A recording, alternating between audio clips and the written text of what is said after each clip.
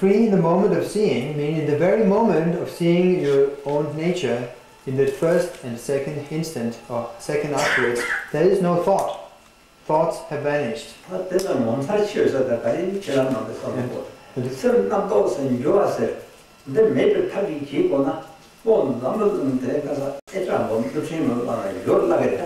And honestly, is there anything more fantastic than being totally free of thought? Even though it's just that short. Because there's nothing else in this world that can totally bring a halt to thinking. You can blow up nuclear bombs and so forth and use all different techniques, but nothing really stops thoughts. But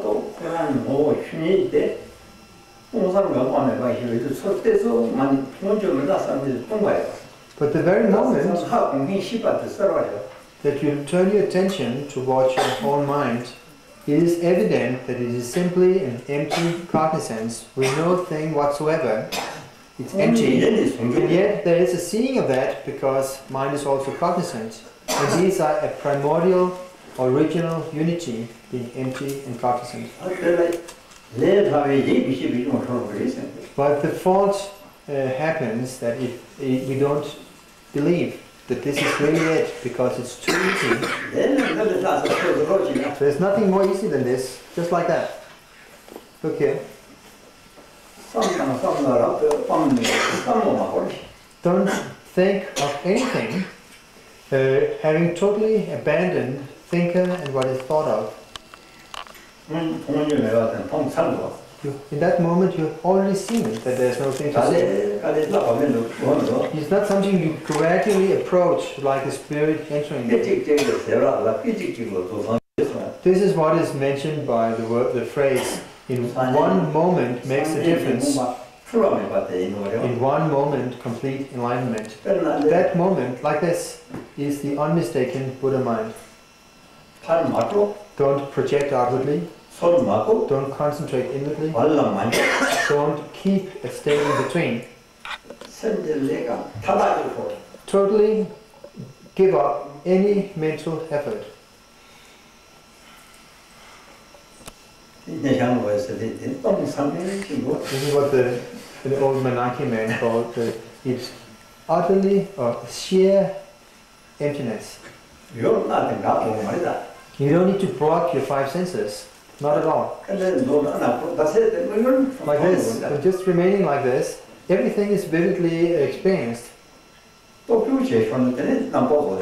if you start to investigate and label, you are involved in thoughts.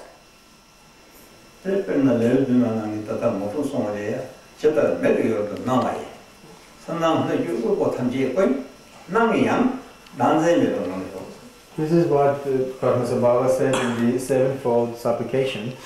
No matter what appears to you in the realm or in the field of your vision before your eyes, the world, the beings, and so forth, even though experienced, just let it be without any fixation. In other words, disown everything. The dissolving of subject and object is the pure form of the deity. Whatever moves or occurs in the realm of your ears, any sound, all resounding, whether pleasant or unpleasant,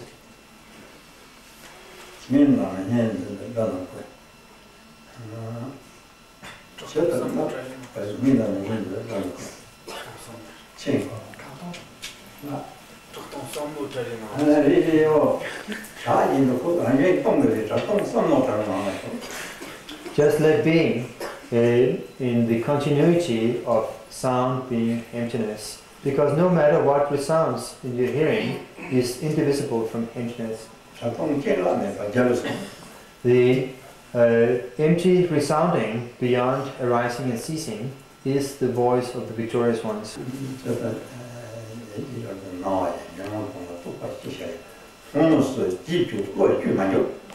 Do not get involved in concepts leading or following.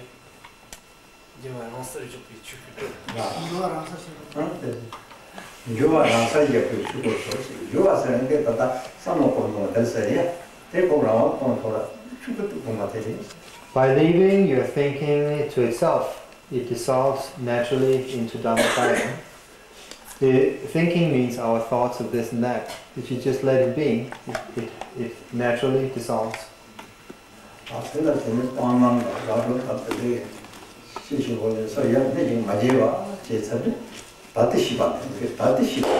So to your present wakefulness, if you don't do anything to it, accept or reject, hope or fear, then it's enough. That is sufficient.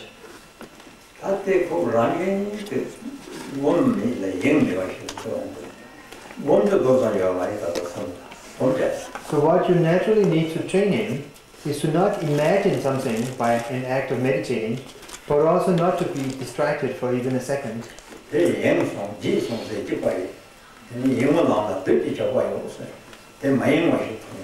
Being distracted is the same as forgetting, and it is said on the path of distraction, the demons lie in ambush.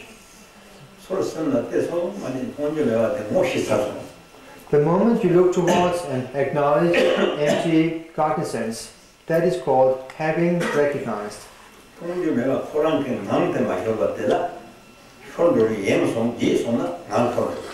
then there is the continuity of empty cognizance, which you don't need to fabricate in any way. Just don't forget it. Once you forget and start to think, then the continuity is lost. The moment you look, the empty cognizance is seen, recognized. And then allow the continuity of this seeing to continue or be sustained, but automatically. Then for an ordinary person, again a thought occurs. Then you remember, oh, I forgot. Then again acknowledge or notice who forgot and simply recognize again. And again you arrive back in the state of recognizing your natural face. That doesn't mean sitting and straining, trying not to be distracted. It's like ringing the bell once and the sound continues. It doesn't mean ringing the bell continuously. Once the continuity fades, that means we start forgetting. And we get involved in a thought. Then again we notice, oh, I forgot. I got carried away. And then, all right, then look towards. And again you are back in recognizing. And again there's a natural stability in a continuous state of empty cognizance. We need to train in that short moments many times.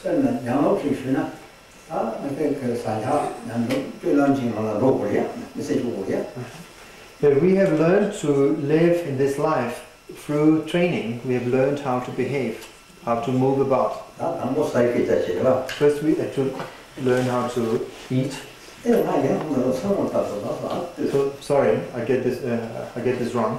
We have to train while involved in the activities of this life. For example, while eating, we taste the food and we start to think about the food and then notice, oh, I got carried away. Again recognize why eating. In that moment, you arrive back vividly in the state of the essence. Then you forget again. It gets lost. Then you, while walking about, moving in your room, you can still recognize the Buddha nature. When you lie down to sleep, if you're diligent, also recognize again. When you sit, recognize. Actually, there's no time when you're not allowed to recognize nature of mind. Even when you sit on the loo.